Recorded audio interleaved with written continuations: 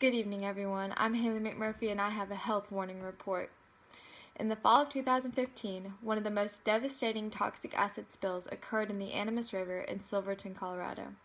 From the Golden King mine, over 3 million gallons of the liquid poison that contained the metal beryllium, as well as other heavy metals, was released into the largest branch of the San Juan River. It was so terrible for the thousands of farmers and people who live in this area that former President Barack Obama had to pause the construction for the Dakota Access Pipeline. This preventable Golden King mine spill left the largest community in the Navajo Nation in a bind because farmers did not trust the water for their farms or animals. Even a year later, the people of this populous farming area were still unsure and had no answers as to whether the water was safe to use. According to Suzette Brewer, who followed this travesty, the spill resulted from the uncontrolled and poorly kept mines and has left many Navajo people questioning whether the river that they relied on for thousands of years will ever be clean again. Beryllium, one of the main heavy metals, is a key component in this heart-wrenching story. After being discovered in 1798 by Louis Nicolas Vauquelin in France, beryllium became a huge engineering and mining hit. Later, in 1828, Frederick Wohler of Germany and A. Bussy of France produced beryllium by isolating it from a beryllium chloride compound. Beryllium is 2,000 years old, and it originates from emeralds and beryl minerals. Its name comes from the Greek word berylos, which means beryl mineral. According to Thomas Jefferson National Accelerator Facility, it was also referred to as glucinium, which comes from the Greek word glykos, meaning sweet, since it has a sweet taste. We don't recommend tasting it since the metal is very toxic to our systems. The chemical formula for beryllium is Be plus 2. Its melting point is 2,349 degrees Fahrenheit, and its boiling point is 4,480 degrees Fahrenheit. At room temperature, beryllium is in solid form, and it looks like this.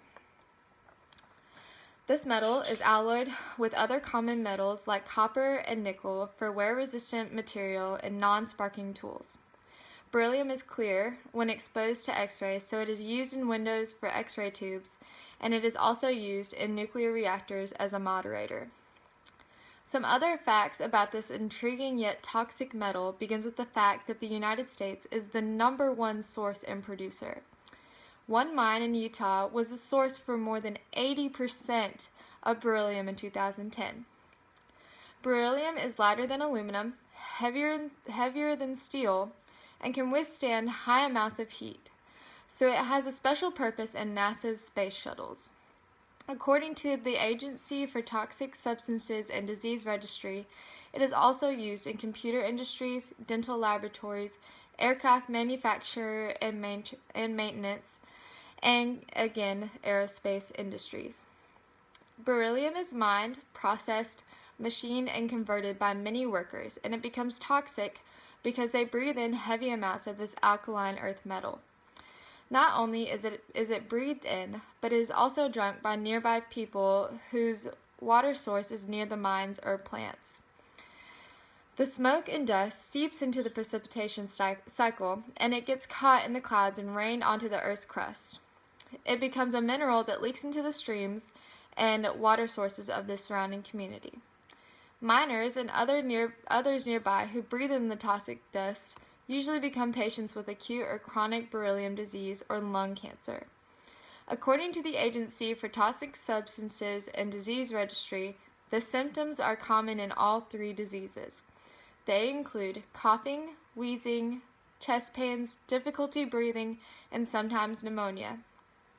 Lung cancer symptoms don't show up until the late stage, so it is not as easy to catch. But the best idea is to contact your doctor if these symptoms show up and tell them how much you were exposed to beryllium. Back to the devastating Golden King mine spill. Beryllium was not the only heavy metal involved, but it played an important role in toxifying the water.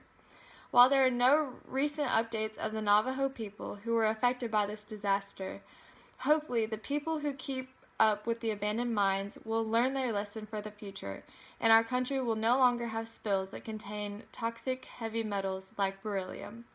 Thank you. Have a good night.